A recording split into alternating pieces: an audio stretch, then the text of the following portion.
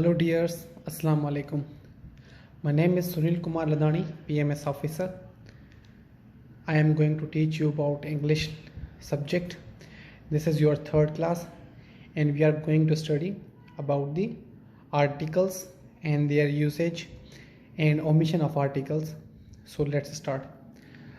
What is article? Articles are the words a, r, n and the are called articles.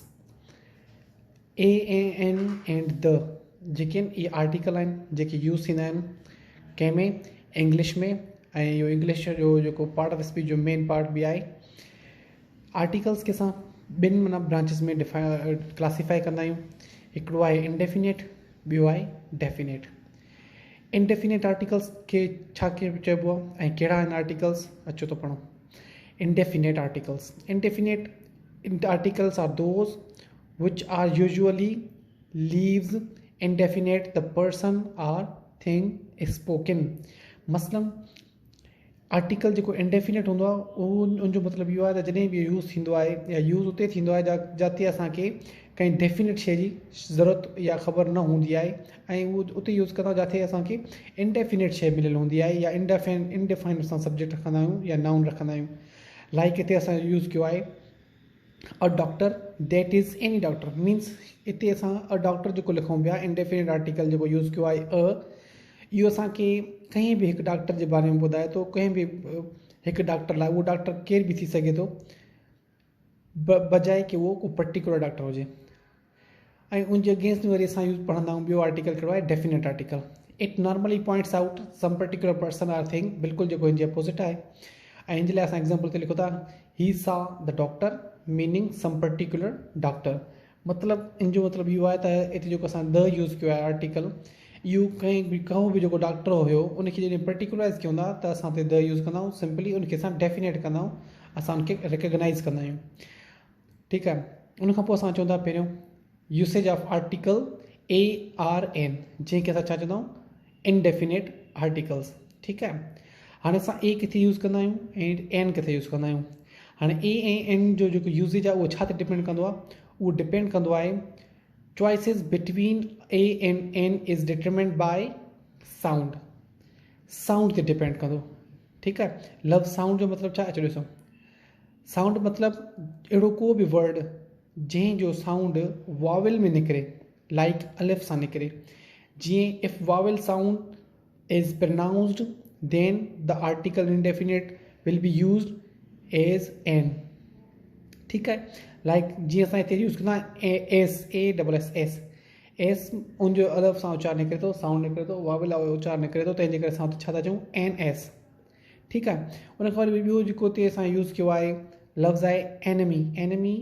आहे अलिफ सां उचार निकिरे थो ऐं उते जंहिंजे करे असां एन आयो आहे सिमिलरली हिते ऑरेंज आहे त अलिफ सां उचार निकिरे थो असां एन आई आहे उनखां अलावा अहिड़ा वर्ड जंहिंजो उचार जेको आहे उहो कंसोनेंट साउंड मां निकिरे त असां उनखे उते छा यूज़ कंदासीं आर्टिकल यूज़ कंदासीं लाइक बॉय आहे हिते अलिफ सां उचार नथो निकिरे कंसोनेंट उचार निकिरे थो त उते असां छा कयो आहे a boy a woman a yard a horse ठीकु आहे सिमिलरली हिते कुझु ॿिया वर्ड ॾिनल आहिनि जेके स्टार्ट त वॉवल अखर सां थियनि था पर जंहिंजो साउंड वरी छा आहे वॉवल या उहो नथो निकिरे लाइक यूनिवर्सिटी नो डाउट यू सां स्टार्ट थिए थो बट इन जो जेको साउंड आहे उहो वरी अलिफ सां नथो निकिरे इन जे करे a university similarly a union a useful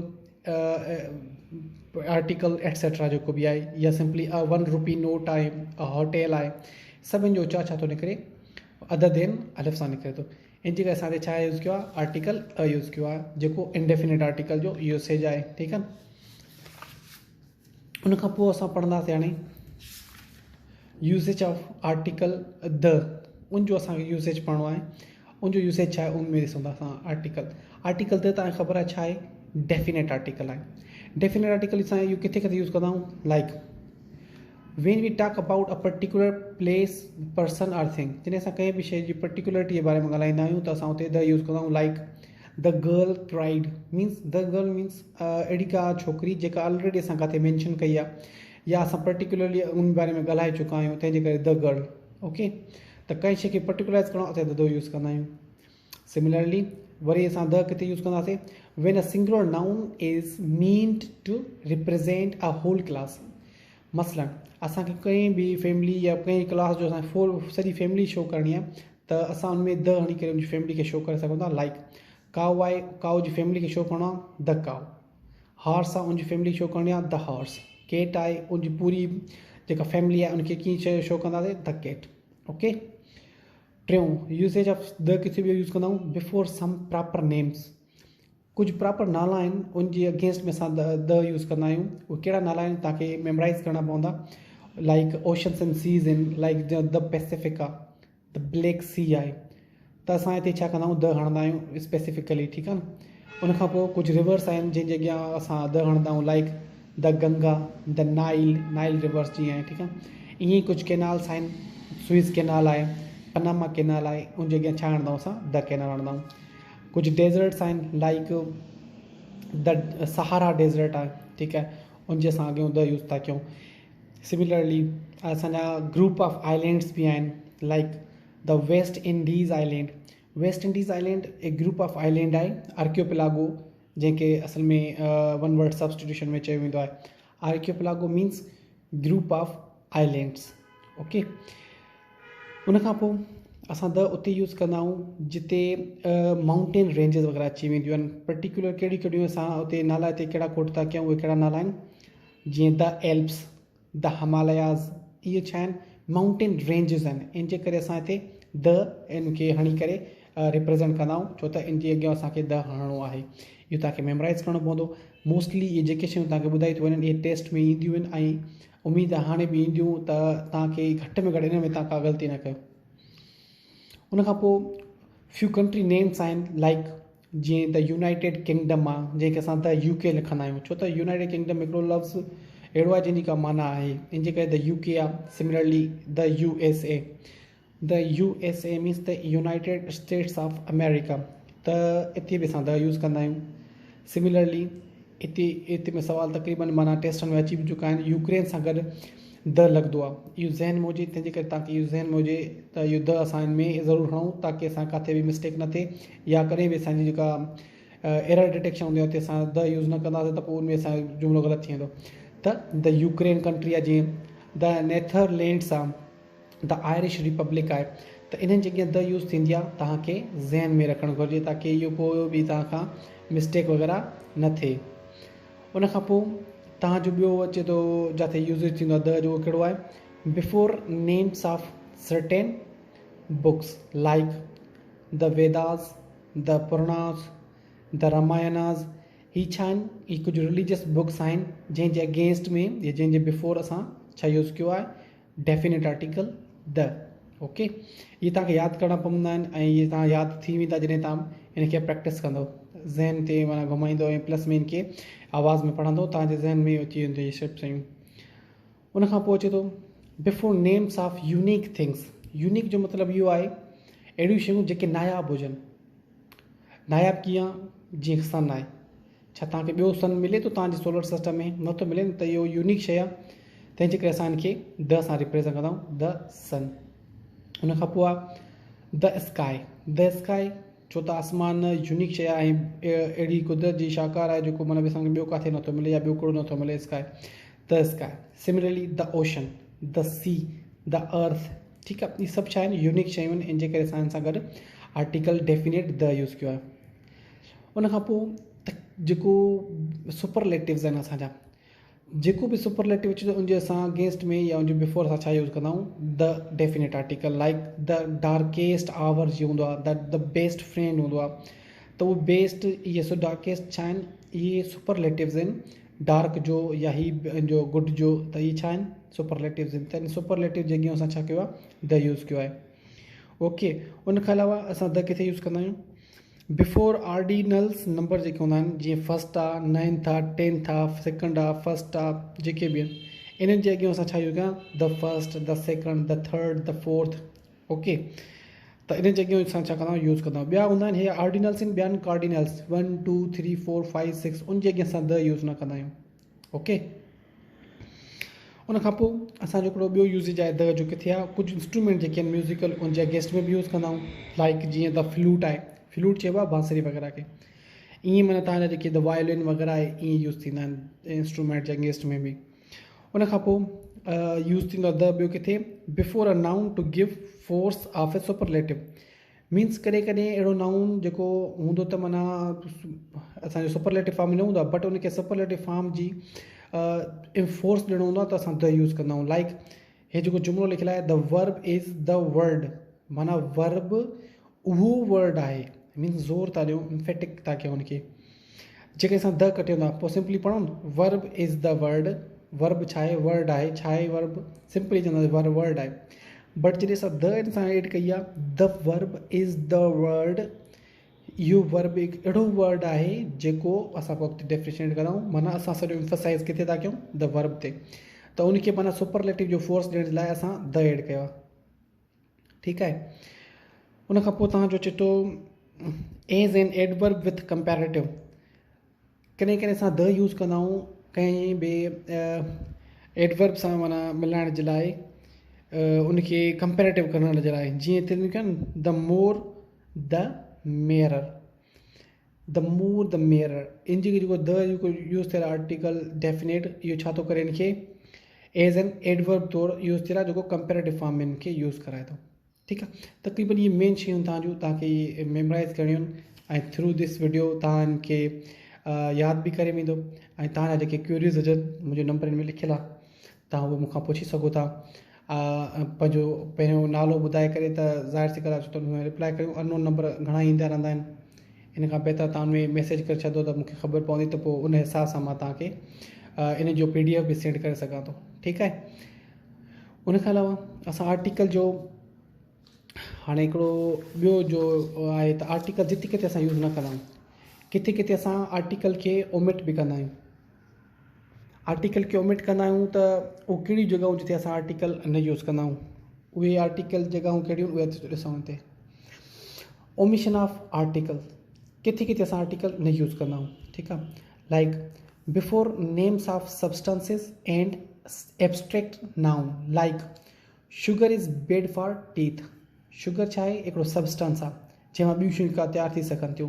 like gold is precious metal, gold हिकु प्रीशियस मेटल आहे, गोल्ड बि छा आहे सब्सटेंस आहे तव्हांजो, जो मतिलबु छा आहे तव्हां सब्सटेंस या जेके एब्स्ट्रैक्ट नाउन हूंदा उन सां तव्हां आर्टिकल यूज़ न कंदा। ठीकु आहे। उन खां पोइ ॿियो कहिड़ो असांजो माना कैटेगरी आहे जिते असां ओमिशन ऑफ आर्टिकल कंदा आहियूं या जिते असां आर्टिकल ॾियण जी ज़रूरत न हूंदी आहे। लाइक कहिड़ो आहे before plural countable nouns used in general sense. अहिड़ा प्लूरल काउंटेबल नाउन जेके असां जनरल यूज़ कंदा आहियूं, लाइक जीअं चिल्ड्रेन आहे, children like chocolates, children chocolates खे लाइक कनि था। हाणे आहे त प्लूरल ऐं काउंटेबल नाउन आहे, पर असां इनखे जनरली यूज़ कयूं त ॿार किथों जा बि कंहिं बि घर जा काए बि इलाइक़े जा कंहिं बि मुल्क जा थी सघनि था, पर कैटेगरी कहिड़ी आहे हिकिड़ो ॿारनि जी, ॿार कहिड़ा बि हूंदा त उहे छा कंदा आहिनि चॉकलेट खे लाइक कंदा आहिनि। त हिकिड़ो जनरल माना काउंटेबल नाउन आहिनि जेके असां कोई आर्टिकल यूज़ न कंदासीं। उन खां पोइ तव्हांजो हिकिड़ो ॿियो माना कैटेगरी जिते असां ओमिशन ऑफ आर्टिकल कंदा आहियूं, उहो कहिड़ो आहे before most proper nouns namely name of people, names of continent, countries, cities, individual mountains, individual islands, lakes, hills, etc. त जो बिफोर तक़रीबन जेके प्रॉपर नाउन आहिनि, मसलन मां चवां सुनील त उते तव्हां न चवंदो द सुनील, अली द अली, अली ईअं यूज़ न कंदव। या वरी name of people, name of continent, name of countries, the Asia न चवंदो, द इहे शयूं माना तव्हां छा कंदो ओमिट कंदो, द यूरोप न चवंदो। एग्ज़ाम्पल आहे द पाकिस्तान आहे, द माउंट एवरेस्ट हिकिड़ी पॉइंट आहे जेके रेंज अचे थी जीअं द एल्प्स पढ़ियोसीं तव्हां उते द यूज़ कंदो, बट इंडिविजुअली तव्हां माउंटेन का शइ अचे तो यूज़ न कंदो, द सखर यूज़ न कंदो, सिटी जीअं आहे द लेक में असां अरल लेक आहे जेको बि तव्हां चवंदा हिल्स अचनि थियूं, हिल लॉक वग़ैरह जेका बि असां उनजा अलॻि सां द यूज़ न कंदासीं, उते असां आर्टिकल द खे ओमिट कंदासीं। ओके। उन खां पोइ अचे थो तव्हांजो चोथों number point before names of meals, तव्हांजो जेके मील्स जे जेके ड्यूरेशन्स आहिनि लाइक लंच, डिनर, ब्रेकफास्ट, इन में तव्हां ओमिशन कंदो आर्टिकल जी, कोई ज़रूरत न आहे आर्टिकल ते ॾियण जी। तव्हांखे ज़हन में हुजे इन ते 3 खां 4 दफ़ा 1 पेपर MCQs में अची चुका आहिनि इहे, उन्हनि छा कयो आहे एरर डिटेक्शन में तव्हांखे द ब्रेकफास्ट द डिनर ॾेई करे तव्हांखे चवंदा एरर डिटेक्ट कयो, पोइ चवंदा हर शइ ओके असांजी एरर त नथी नज़रे, पर एरर छा हूंदी आहे आर्टिकल जी हूंदी आहे, तव्हांखे उहो ओमिट करणी हूंदी आहे। ओके, उन खां पोइ आहे बिफोर लैंग्वेजिस जे लाइक जीअं इंग्लिश लैंग्वेज आहे, सिंधी आहे, उर्दू आहे, चाइनीज़ आहे, जर्मन, जेका बि लैंग्वेज आहे, असां उते आर्टिकल्स द वग़ैरह यूज़ न कंदा। जीअं she is studying English, okay, असां जेकॾहिं हुन सां द हणंदासीं लैंग्वेज सां त उहो छा थींदो पर्टिकुलर रेस या माण्हुनि ॾे इशारो कंदो। इन जे करे असां छा कंदासीं she is studying English means English language, हिते असां आर्टिकल खे ओमिट कंदासीं। उन खां पोइ तव्हांजी ॿी पॉइंट अचे थी कि जिते असां ओमिशन कंदा आहियूं before school, college, university, bed, hospital, prison वग़ैरह, हिन जे अॻियां बि असां आर्टिकल यूज़ न कंदासीं। लाइक स्कूल आहे, चर्च आहे, हॉस्पिटल आहे, कोई बि हॉस्पिटल जेको बि आहे असां हुनजे अॻियां द कॾहिं बि यूज़ न कंदासीं, ओमिट करणी आहे, कोई ज़रूरत न आहे हिते ॾियण जी। उन खां अलावा बिफोर नेम्स ऑफ रिलेशन, जेके रिश्ता आहिनि उन जे अॻियां बि तव्हांखे छा यूज़ करिणो आहे, कोई बि आर्टिकल यूज़ न आहे करिणो आहे। लाइक रिलेशन में तव्हांजे फादर, मदर, अंकल, सिस्टर ऐं मैटरनल्स हुजनि, जेके बि रिश्ता अचनि था, तव्हांखे छा करिणो आहे हुते कोई बि आर्टिकल यूज़ न आहे करिणो। ठीकु आहे, इहो जेको तव्हांजो अॼु टॉपिक हुयो ख़ासि तौर ते आर्टिकल जे बारे में, इहो मोस्ट इम्पॉर्टेंट टॉपिक आहे। इन ते खोड़ सारा सवाल अची चुका आहिनि अॻु में बि, ऐं उमेदु आहे त हाणे बि ईंदा, ऐं इन ते जेकर तव्हां सुठे नमूने पढ़ंदव इहो तव्हांजो जेके बि मिस्टेक्स आहिनि, तव्हांजो जेका बि हर्डल्स आहे सॼियूं कवर थी वेंदियूं। ऐं जेकॾहिं तव्हां चाहियो था त तव्हां हिन ते प्रैक्टिस करणु चाहियो था त हिन ते असां कीअं प्रैक्टिस कयूं, तव्हां रेनिन मार्टिन बुक में ख़ासि तौर ते तव्हां उन मां एक्सरसाइज़ खणी सघो था, या तव्हांजो जेको बुशअप योर इंग्लिश आहे उहो, या उनखां पोइ तव्हांजो हिकिड़ो ॿियो बुक बि आहे, मोस्टली CSS ऐं PMS स्टूडेंट उनखे पढ़ंदा आहिनि, exploring the world of English आहे, उनमें प्रिटी गुड एक्सरसाइज़िस ॾिनल आहिनि जेके तव्हां आराम सां उनखे ग्रेस्प करे उनमें पढ़ी सघो था। ठीकु आहे, वधीक तव्हांखे इनमें कंहिं शइ जी बि माना पुछणो जी का ॻाल्हि बि पुछी सघो था त पहिरें उन ते सुफ़े ते तव्हांखे नंबर मुंहिंजो आहे, तव्हां इन ते कॉन्टेक्ट करे सघो था, बट तव्हांखे पहिरियों नेम नालो मैंशन करिणो पवंदो ताकी ईज़िली मां तव्हांखे लोकेट करे सघां, सम्झी सघां केरु आहे, त उन हिसाब सां मां तव्हांखे गाइड करे सघां। ठीकु आहे, थैंक यू, अलाह कंदो तव्हां कामयाबु थींदो पंहिंजे मक़सद में ऐं दुआ में यादि कंदो। Thank U very much.